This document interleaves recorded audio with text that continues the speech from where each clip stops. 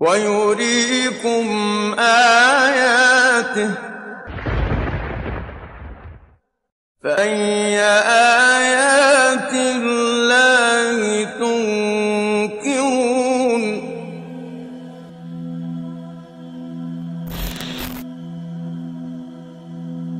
Have you ever wondered why bees construct hexagonal honeycombs rather octagonal or pentagonal? Mathematicians were looking for the answer to this question, and they reached to an interesting conclusion. A hexagon is the most appropriate geometric form for the maximum use of a given area. None of the other shapes fit together perfectly to provide more usable area and consume less amount of wax for construction of a comb. The bee's honeycomb is an amazing piece of engineering, but why have they evolved to produce this hexagonal pattern? Well, actually, they don't have too many choices. If you try to put pentagons together, for example, they just don't fit together nicely, or circles leave lots of little gaps. If they want to produce a network of regular shapes which fit together neatly, then you've really only got three options. You can do equilateral triangles, or you could do squares, or you can do the bee's hexagons. But why of those three does the bee choose the hexagons?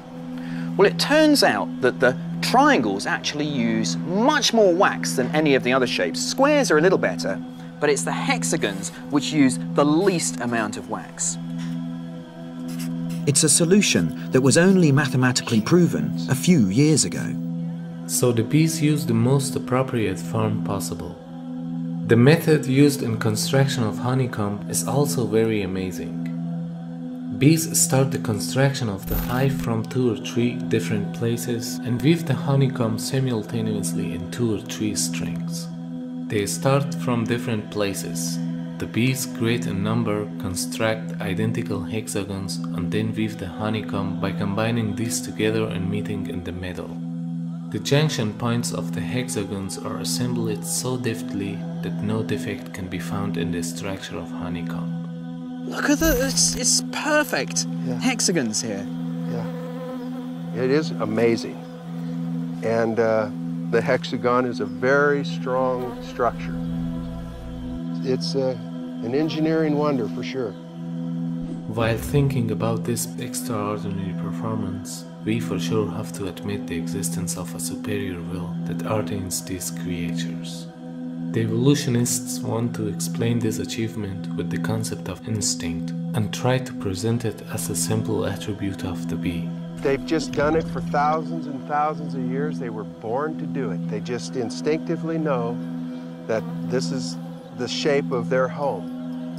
If there's an instinct at work, and if the rule is applied over all bees and leads them to work in harmony while they are not informed of each other, then it means that there is an exalted wisdom that rules over all these tiny creatures. Or in other words, the creator of these tiny creatures inspired them with what they have to do. And this fact was declared in Quran 14 centuries ago.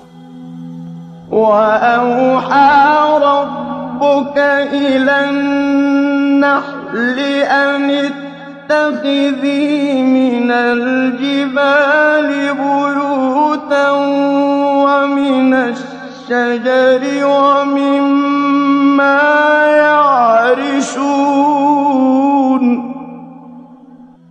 ثُمَّ كُلِي مِن كُلِّ الثَّمَرَاتِ فاسلكي سبل ربك ذللا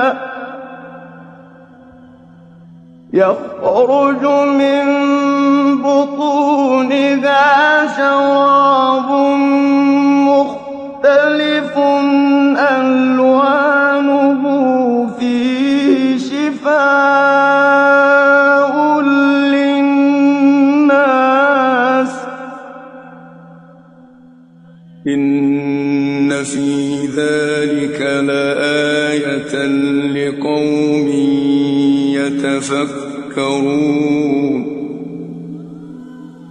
Furthermore, the worker bees, those who gather pollen and make honey, are actually all females. The male bees do not make honey.